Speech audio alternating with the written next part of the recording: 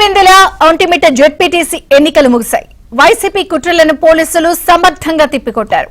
సాయంత్రం 4 గంటల వరకు పులివెందుల్లో 74.57%, ఒంటిమిట్టలో 66.39% పోలింగ్ నమోదైంది.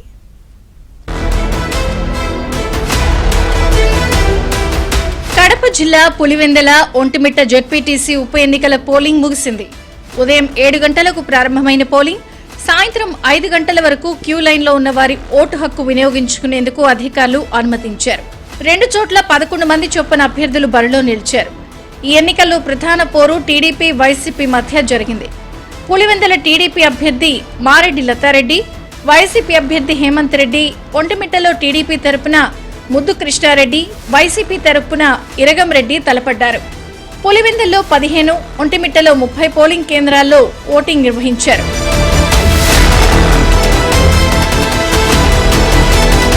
పులివెందుల ఒంటిమిట్టల్లో వైసీపీ నేతలు అడ్డంకులు సృష్టించేందుకు యత్నించారు. అయితే పోలీసులు మాత్రం వైసీపీ ఆగడాలను ఎక్కడికక్కడ అడ్డుకున్నారు.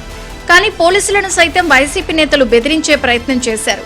దీంతో పోలీసులు వైసీపీ నేతలకు స్ట్రాంగ్ వార్నింగ్ ఇచ్చారు. ఉదయం నుంచి మధ్యాహ్నం వరకు వైసీపీ ఎంపీ అవినాష్ రెడ్డి ఆటలు సాగకపోవడంతో టీడీపీ నేతలు పోలీసులపై ఆరోపణలు చేశారు. చివరకు పోలీసులు కళ్లుగప్పి పులివెందుల్లోని వైసీపీ కార్యాలయానికి చేరుకుని కుట్రలు చేయాలని ప్లాన్ సైతం పోలీసులు భగ్నం చేశారు.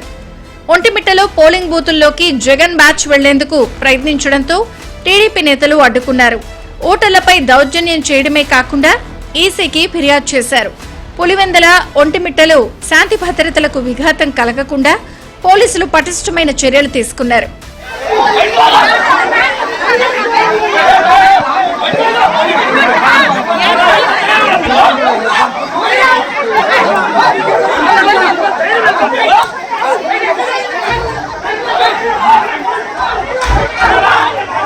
పులివెందుల్లో టీడీపీ గెలుపు ఖాయమన్నారు నేతలు.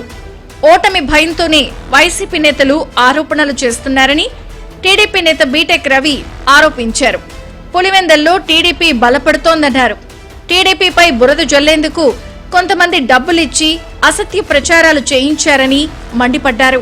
ఒక ఊర్లో అది చేసే ఒక ఇద్దరితో వాళ్ళ పక్క వైఎస్ఆర్ వాళ్ళు మమ్మల్ని ఓటుకు పోనీ లేదని, వాళ్ళకి 10,000 ఇచ్చేది మమ్మల్ని ఓటుకు పోనీ లేదు అది ఇది అని చెప్పేది మాట్లాడించారు. ఇక్కడ మున్సిపాలిటీ 2 బూత్లో వాళ్ళు మాట్లాడింది. ఇట్లా వాళ్ళ చౌకవారు కాబట్టి అవన్నీ నమ్మి ఇప్పుడు ఏదైనా రీపోలింగ్ అంటే గొడవ ఇంకోటో ఏదైనా అది చేసినప్పుడు రీపోలింగ్ వస్తుంది. చిన్న సంఘటన ఏమన్నా ఏజెంట్ పరాలు లాక్కున్నారా, ఏదైనా కారు అద్దాలు ఏమన్నా పైలినాయా, ఎవరైనా ఏజెంట్లు ఏమైనా డిస్టర్బ్ చేసినారా, చిన్న సంఘటన కూడా జరగకుండా ప్రశాంతంగా పోలింగ్ జరిగితే మమ్మల్ని ఓట్లకు రానిలే అయినా డబ్బులు ఇచ్చి సాక్షితో చేయించుకుంటారు. గతంలో పులివెందుల్లో నామినేషన్ వేయాలంటే భయపడేవారని, కానీ ప్రజాస్వామ్యబద్ధంగా ఎన్నికలు జరిగాయన్నారు ఆంధ్రప్రదేశ్ టీడీపీ అధ్యక్షులు పల్ల శ్రీనివాసరావు.